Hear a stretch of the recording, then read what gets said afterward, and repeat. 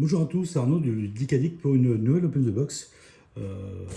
J'ai un peu changé mon matos, donc c'est un peu plus compliqué pour vous montrer la boîte. Boîte reçue hier, j'ai pas eu le temps de m'en occuper. Elle n'est pas si haute que ça, et vu les projets que j'attendais, je pensais que la boîte serait plus grosse. Mais on va voir ça tout de suite.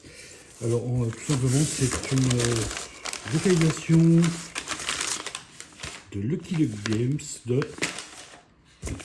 On va le voir dedans, voilà, Thunderwood Vendetta. Donc j'ai pris la totale. Apparemment il y avait une extension qui s'appelait Butin Malin. Ça c'est le rehausseur de boîte, puisqu'en fait la boîte de base contenait un insert.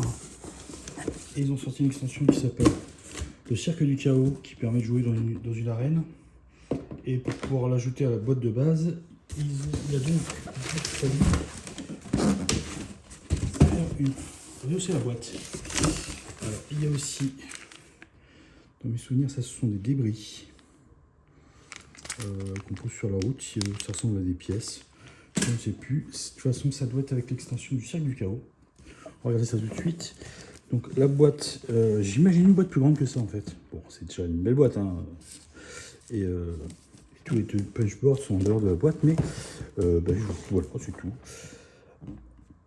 Donc c'est dans mes souvenirs, c'est un jeu qui était sorti dans les années 80, qui s'appelait Le Survivant. Donc c'est un jeu Mad Max. Et c'est Restoration Games, c'est une société, je pense, américaine, qui a déjà réédité un certain nombre de jeux.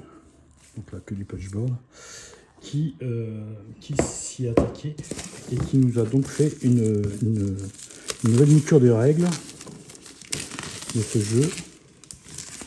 Donc, là c'est la version, je ne sais même pas comment elle s'appelle, Maximum Chrome. C'est une version quand même, bon c'est la version de grande qualité on va dire, mais bon il existe d'autres versions, donc certaines uniquement sans insert. Il y a quand même les figurines, donc il y en a pour tous les budgets, mais bon, je pense que la version Thunderwood de base, bon, je pense qu'elle coûte moins de 100 €, mais j'ai aucune idée combien elle vaut. Livre de règles en format italien.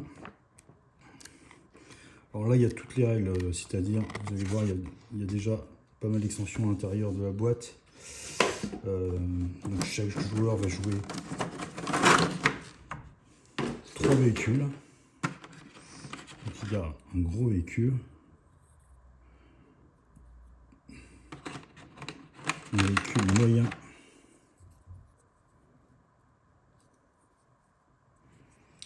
et un véhicule léger, petit véhicule, une sorte de buggy, ainsi qu'un, je sais plus comment ils appellent ça, une sorte d'hélicoptère.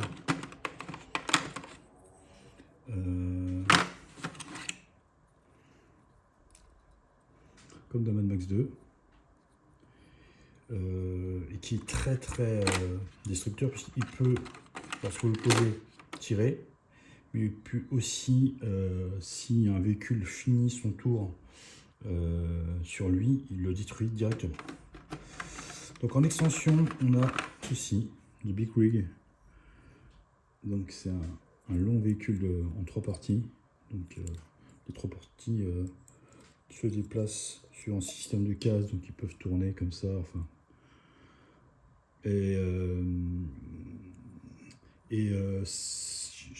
en fait, soit le véhicule est complètement détruit, soit il peut continuer à rouler en fait. Alors lui aussi il a son hélicoptère. Et enfin il y a des motos. Alors, les voitures dans le jeu de base ont 2 points de vie. Comme il y a 3 véhicules, ça fait donc 6 points de vie. Et par contre, les motos n'en ont qu'une, mais on joue 5 motos. Et bon, c'est vrai qu'il y a la première blessure. This is the end. Donc le rangement, c'est un jeu bon très chaotique avec des dés. Donc on va rajouter des dés, enfin le rangement va s'étoffer au fur et à mesure.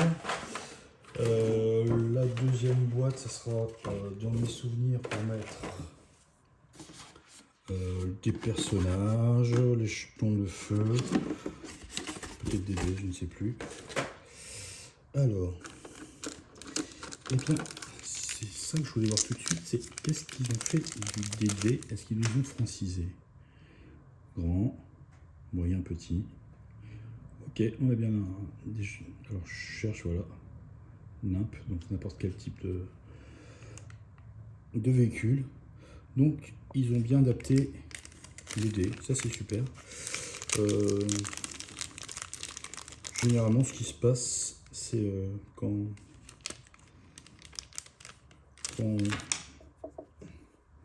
deux véhicules vont entrer en collision, en fait, il va y avoir un dé de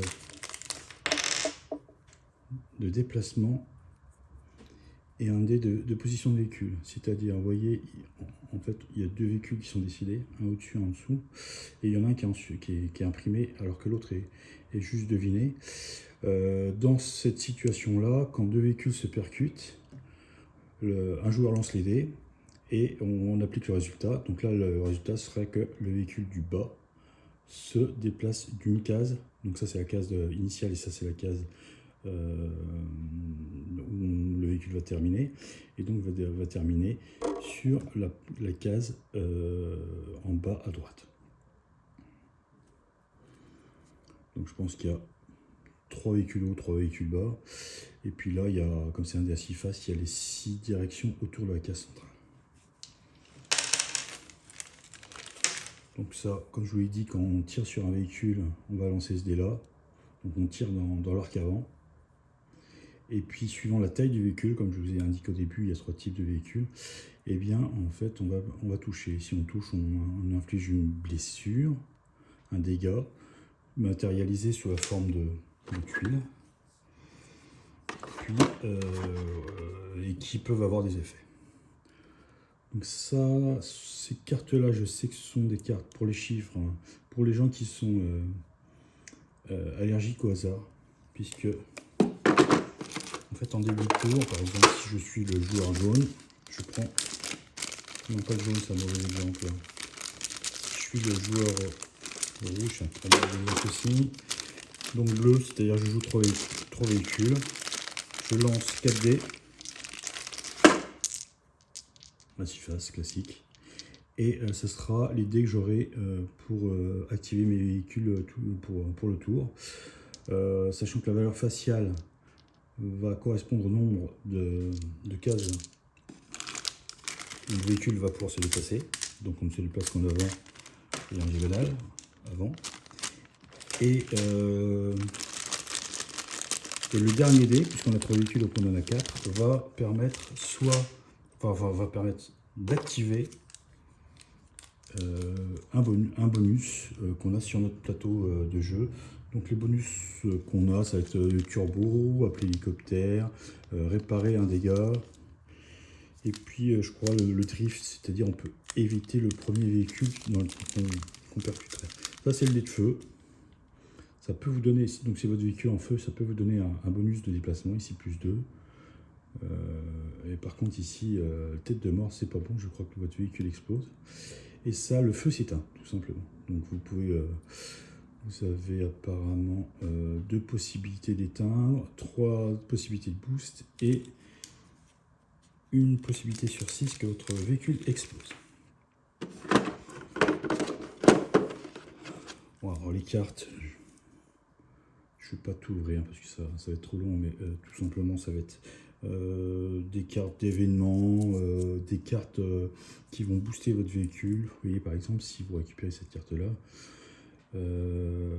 cette voiture peut tirer sur n'importe quelle case adjacente de son arc, donc c'est avant ou arrière. Donc vous voyez l'intérêt. Normalement on peut tirer que sur les 3 cartes, les 3 cases avant. Là on peut vraiment tirer tout autour du véhicule. Ça, ce sont des cartes événements sur les plateaux, parce qu'on avance sur un plateau et chaque plateau peut, enfin si on joue avec cette extension, avoir un petit bonus, enfin généralement des malus.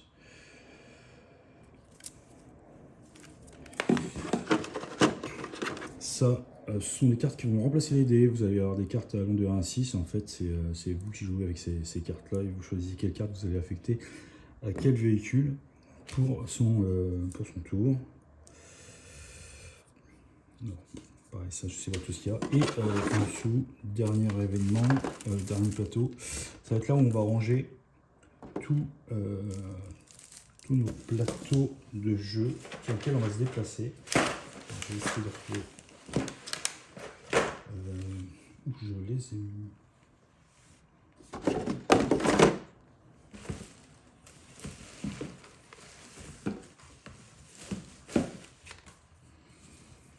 Bon, on n'en voit pas. Je vais vous l'ouvrir.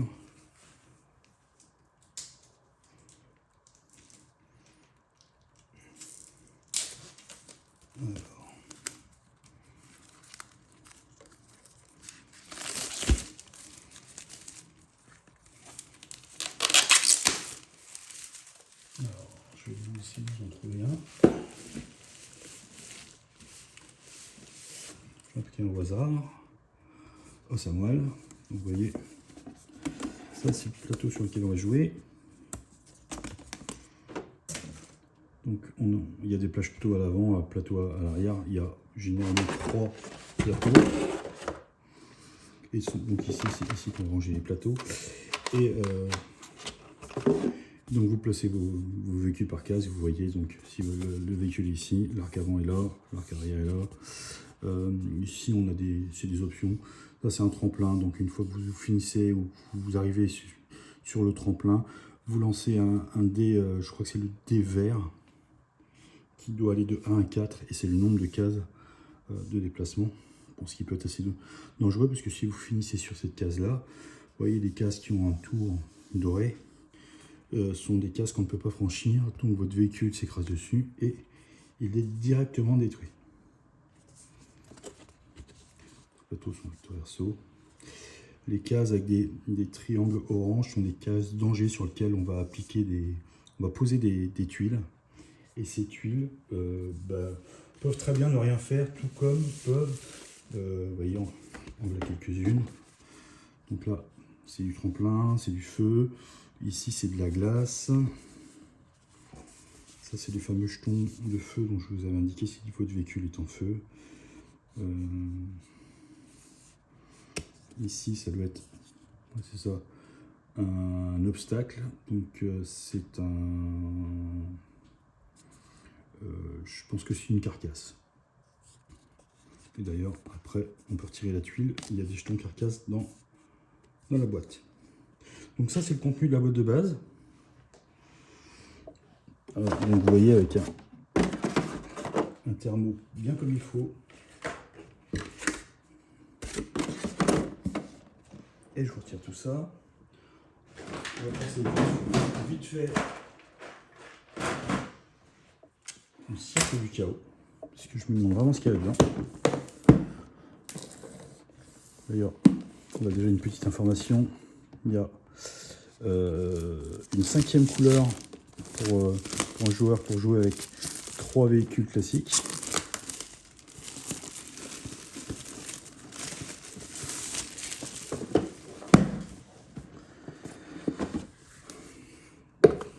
Donc, toujours un livre de règles en italien.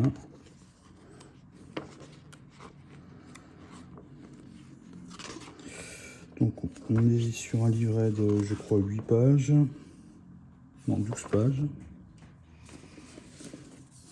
Donc vous voyez, ça c'est vraiment pour le joueur violet. Il y a la même chose pour les autres. Vous voyez, on a bien un véhicule petit, moyen et grand. Et tout simplement, en fait, on va pouvoir le voir ici. Il suffit que je trouve les dés.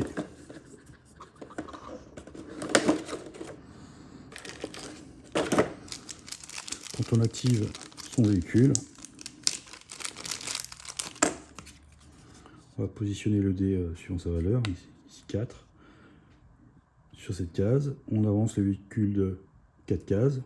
Fin du tour, on descend pour dire on a fini de déplacer le véhicule.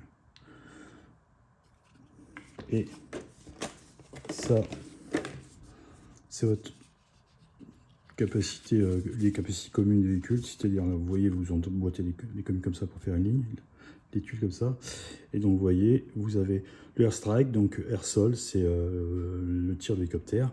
Ici, on peut déposer n'importe quelle valeur de dés. Ici, dans 1 à 3, c'est la nitro qui va vous permettre d'avancer de 1 à 3 cases supplémentaires. Ici, on peut mettre qu'un 3 ou un dé de valeur de 3 à 5. Donc, c'est le dérapage, on ignore la première collision. Donc, facile, enfin pratique si on veut essayer de doubler quelqu'un. Ensuite, la réparation pour retirer un dé de dégâts. Donc, tous les véhicules ont les mêmes pouvoirs, sachant qu'après, dans toutes les tuiles que vous avez vues, il va y avoir des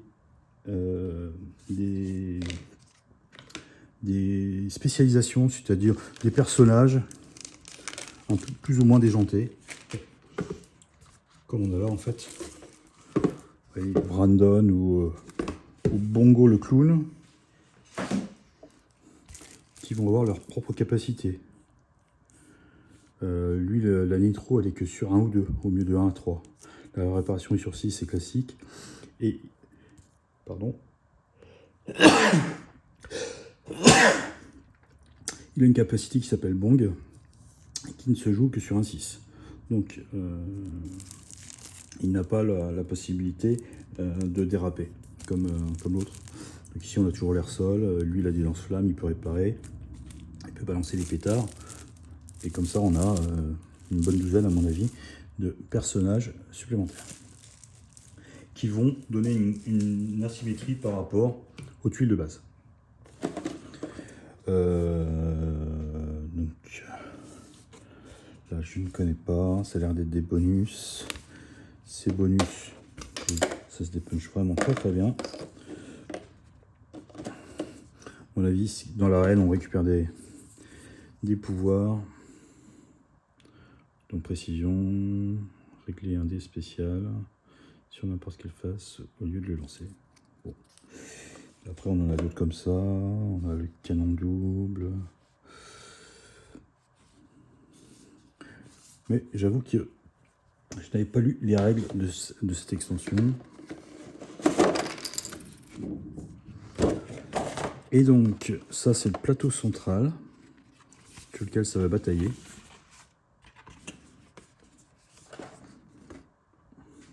Et sur les côtés, on va raccrocher les plateaux de jeux classiques, je crois. Donc comme ça, les véhicules vont venir sur le côté et s'affronter dans l'arène. Donc vous voyez, ici on va retrouver, j'ai l'impression que c'est le même. Donc à mon avis, sur chaque case, on met des tuiles comme ça au hasard, face cachée.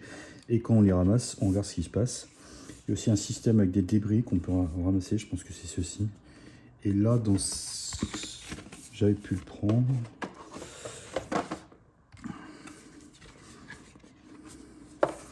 Est-ce que c'est la même forme que ça? J'ai pas l'impression. Il y a peut-être 2 arènes. Ouais. Ça dépend peut-être aussi du nombre de joueurs. De ce côté-là, vous avez une arène sable. Même chose de l'autre côté. Et là, on a l'air d'avoir une arène en intérieur métallique. Alors, pas tout à fait la même de l'autre côté. Donc, je pense plusieurs arènes. Donc, ensuite, les véhicules du joueur violet, son hélicoptère, quelques cartes. Donc, ça, c'est l'extension du cercle du chaos. Qu'est-ce qu'il nous reste à voir? Il ne nous reste pas grand chose à voir. Il nous reste, comme je vous l'avais indiqué, pour le cercle du chaos, vous voyez, il y a des petites pièces comme ça. Il y avait possibilité de les prendre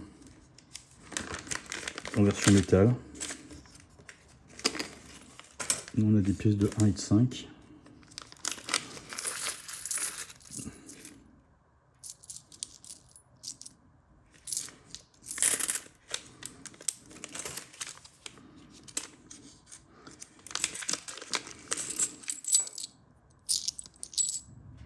Et finalement, il va juste nous rester Alors, butin malin. Complètement oublié ce que c'était. Je pense que c'est une campagne qui a été financée il y a une bonne année maintenant. J'ai eu pas mal de vidéos sur le jeu de base. Pas grand chose sur le jeu en arène. Et je vous avoue que cette expression-là, le butin malin, je ne sais même plus pourquoi c'est. Bon, apparemment, il y a des sleeves. Alors, sûrement uniquement pour ces cartes-là. Alors, pion danger arène. Donc, c'est vraiment pour le mode arène, je suppose. Il y a l'air d'avoir Tina. Et oui, Tina. Où est Tina? Je vois pas de Tina, je vois que Poule Marie. Est-ce que Tina serait un mode solo, quelque chose comme ça?